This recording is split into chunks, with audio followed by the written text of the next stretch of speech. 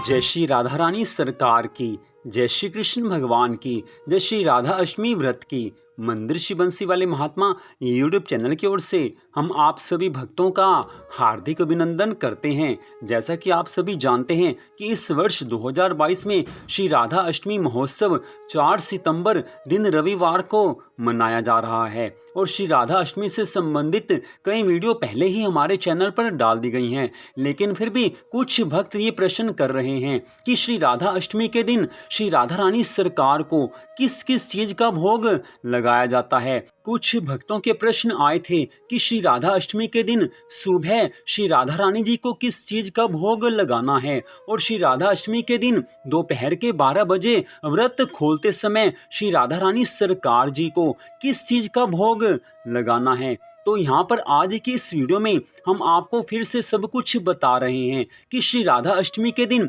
श्री राधा रानी जी को किस किस चीज का भोग लगाना आवश्यक होता है। सारी जानकारी हम आपको यहाँ पर देने जा रहे हैं।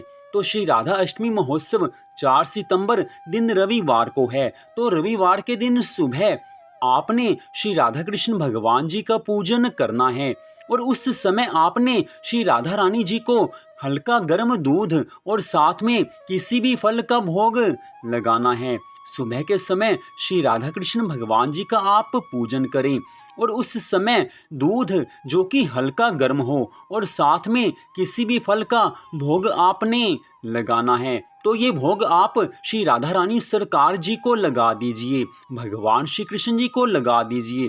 तो उसके बाद आप इसे प्रसाद रूप में खा सकते हैं और दूध को पी सकते हैं।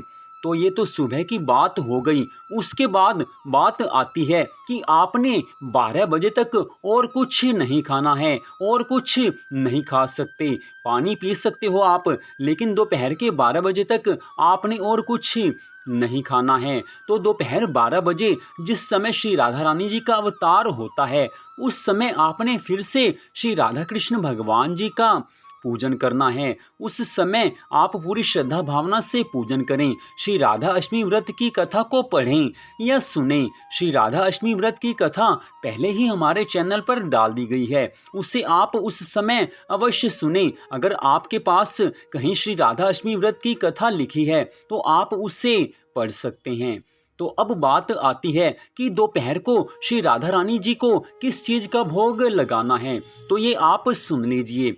सबसे पहली बात तो ये है कि आपने हल्का गर्म दूध और साथ में फल का भोग लगाना है। उसके साथ अरबी की सब्जी और रोटी ये होनी चाहिए। अरबी की सब्जी श्री राधा रानी जी को बहुत प्रिय हैं। जिस प्रकार भगवान श्री कृष्ण जी को माखन मिश्री प्रिय है, माखन मिश्री भगवान श्री कृष्ण जी को बहुत प्यारी लगती हैं। ठीक ऐसे ही श्री राधा रानी सरकार को अरबी की सब्जी प्यारी लगती है और उनकी और प्रिय वस्तु है मीठा पान। जी हाँ, मीठा पान श्री राधा रानी जी को बहुत प्रिय है। आप चाहें तो बाजार से आप 5, 7 या 9 आप मीठे पान ला सकते हैं या 11 पान ला सकते हैं। मीठे पान होने चाहिए और उसमें सुपारी भी आप ना डलवाएं। वैसे तो सुपारी डलवाने में कोई मनाही नहीं है, लेकिन जब श्री राधा रानी जी को पान का भोग लगाया जाता है तो उसके बाद प्रसाद रूप में स्वयं खाया जाता है। तो कुछ लोग प्रसाद में पान तो खा लेते हैं लेकिन सुपारी फेंक देते हैं, क्योंकि सुपारी सबसे खाई नहीं जाती, वो काफी सख्त होती है।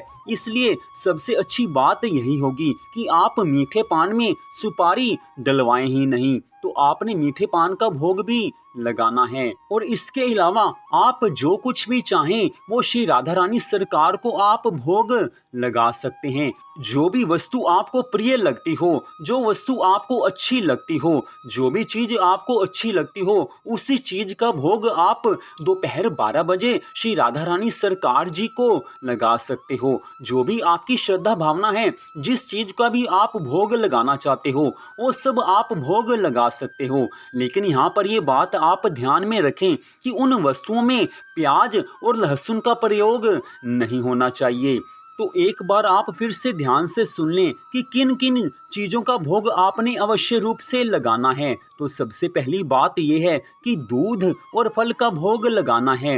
रोटी और साथ में अरबी की सब्जी, ये चारों चीज़ें तो आपने अवश्य ही श्री राधा रानी जी को भोग लगानी है। उसके अलावा जो आपको बताया है मीठा पान, अगर वो बाजार से आप ला सकते हैं तो बड़ी अच्छी बात है, लाना चाहिए। लेकिन फिर भी अगर आप बाजार से नहीं ला सकते, किसी कारण से आप मीठा पान नहीं ला सकते, तो आप ना भी लेकर आएं तो भी कोई बड़ी बात नहीं है। बाकी जो कुछ भी आप भोग लगाना चाहते हैं वो आपके मन की भावना की बात है, श्रद्धा भावना की बात है। लेकिन जो चार चीज़ें आपको बताई गई हैं उनका भोग आपने अवश्य लगाना है।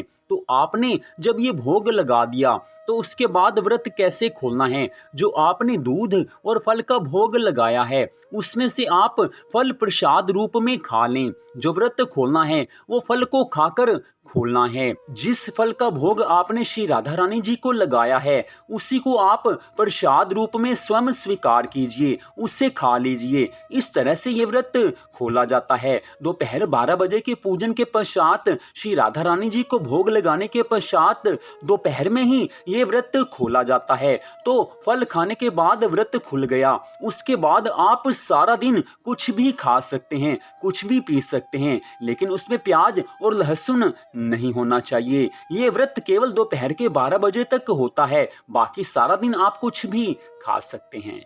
तो यहाँ पर सारी जानकारी दे दी गई है। फिर भी आपके मन में कोई प्रश्न हो तो आप हमें फ़ोन कर सकते हैं, व्हाट्सएप मैसेज कर सकते हैं, या इस वीडियो के कमेंट बॉक्स में आप वो प्रश्न पूछ सकते हैं। तो आज की इस कथा को सुनने के लिए आप सबका हार्दिक धन्यवाद। भगवान श्री राधा कृष्ण जी की अनंत कृपा सदा आप सब पर, आपके परिवार पर बनी रहे, इसी मंगल कामना के साथ जय श्री राधा रानी सरकार की, जय श्री कृष्ण भगवान की, जय श्री राधा अष्टमी व्रत की।